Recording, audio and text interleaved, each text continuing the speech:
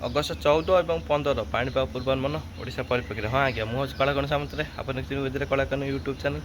ଆପଣଙ୍କୁ ଆମ ଚ୍ୟାନେଲ୍କୁ ସ୍ୱାଗତ। ଯଦି କହିବା ଯେ ଝାଡ଼ଖଣ୍ଡ ଉପରେ ଅବପାତଟି ଯେଉଁ ଥିଲା ତା ଦୁର୍ବଳ ଏବେ ଲଘୁଚାପରେ ପରିଣତ ହୋଇଛି, କିନ୍ତୁ ଏହାର ପ୍ରଭାବରେ ପଶ୍ଚିମ ଓଡ଼ିଶା, ଉତ୍ତର ଓଡ଼ିଶା ଜିଲ୍ଲାମାନେ ପ୍ରବଳ ବର୍ଷାର ସମ୍ଭାବନା ରହିଛି। ତା ସହିତ ଯଦି କହିବା ମୌସୁମୀ ବାୟୁ ସକ୍ରିୟ ଏବଂ ଏଇ ଯେଉଁ ଲଘୁଚାପର ବଳୟ କ୍ଷେତ୍ର ଓଡ଼ିଶା ଉପରେ ରହିଛି। ତା ସହିତ ବଙ୍ଗୋପସାଗର ଆର୍ଦ୍ରତାପୂର୍ଣ୍ଣ ବାୟୁ ଉତ୍ତର ଓଡ଼ିଶା ପର୍ଯ୍ୟନ୍ତ ଆସୁଛି। ଆରବ ସାଗର ବାୟୁ ମଧ୍ୟ ଓଡ଼ିଶା ମଧ୍ୟ ପ୍ରବେଶ କରୁଛି। ଏଇ ଯେଉଁ ରହିଛି ମୌସୁମୀ ବାୟୁ ସକ୍ରିୟ ରହିଛି ଏବଂ କନଭେକ୍ଟିଭ୍ ଜୋନ୍ ଓଡ଼ିଶା ପରେ ରହିଛି, ଯାହାଫଳରେ କି ଆଜି ଉତ୍ତର ଓଡ଼ିଶା, ଉପକୂଳ ଓଡ଼ିଶା, ଆଭ୍ୟନ୍ତରୀଣ ଦକ୍ଷିଣ ଏବଂ ଯଦି କହିବା ଉପକୂଳରେ ପ୍ରବଳ ବର୍ଷାର ସମ୍ଭାବନା ରହିଛି। ସର୍ବାଧିକ ପ୍ରଭାବ ଉତ୍ତର ଓଡ଼ିଶା, ଉପକୂଳ ଓଡ଼ିଶା ଜିଲ୍ଲାମାନେ ଦେଖିବାକୁ ମିଳିପାରେ।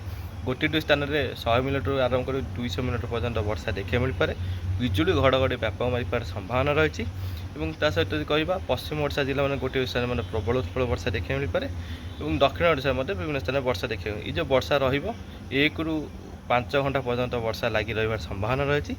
ଏବଂ ତା ସହିତ ଯଦି କହିବା ଆଜି ମଧ୍ୟରାତ୍ରି ପରେ ଉତ୍ତର ଓଡ଼ିଶା ଉପକୂଳ ଅର୍ଥାତ୍ 15 ତାରିଖ ସକାଳ ମଧ୍ୟରେ କିମ୍ବା ମଧ୍ୟାହ୍ନ ମଧ୍ୟରେ ଯଦି କହିବା ଏକ ଘୂର୍ଣ୍ଣିବଳୟ କ୍ଷେତ୍ର ଉତ୍ତର ଓଡ଼ିଶାରେ ମଧ୍ୟ ସୃଷ୍ଟି ହେବାର ସମ୍ଭାବନା ଅଛି। ଯେହେତୁ ଆର୍ଦ୍ରତା ବାୟୁ ଉତ୍ତର ଓଡ଼ିଶା ପର୍ଯ୍ୟନ୍ତ ଆସୁଛି, ବଙ୍ଗୋପସାଗର ବାୟୁ ମଧ୍ୟ ପ୍ରଭାବିତ ହେଉଛି, ଯାହାଫଳରେ ସେ ଅଞ୍ଚଳରେ ଏକ ଘୂର୍ଣ୍ଣିବଳୟ କ୍ଷେତ୍ର ମଧ୍ୟ 15 ତାରିଖ ବେଳକୁ ସୃଷ୍ଟି ହେବାର ସମ୍ଭାବନା ଅଛି।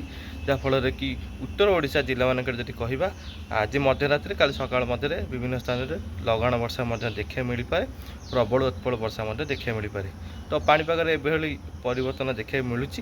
ନିଶ୍ଚିତ ଭାବରେ ଆସନ୍ତାକାଲି ମଧ୍ୟ ଉତ୍ତର ଓଡ଼ିଶାରେ ପ୍ରବଳ ବର୍ଷାର ସମ୍ଭାବନା ରହିଛି। ଯଦି ପାଣିପାଗରେ କୌଣସି ପରିବର୍ତ୍ତନ ଘଟିବ ନିଶ୍ଚିତ ଭାବରେ ମୁଁ ତାପରେ ଅପଡ଼େଟ୍ ଦେବି। ଦେଖୁଥାନ୍ତୁ ଚ୍ୟାନେଲକୁ ସବସ୍କ୍ରାଇବ୍ କରିଥାନ୍ତୁ, ଲାଇକ୍ ସେୟାର କରିବେ। ରହିଲି, ନମସ୍କାର।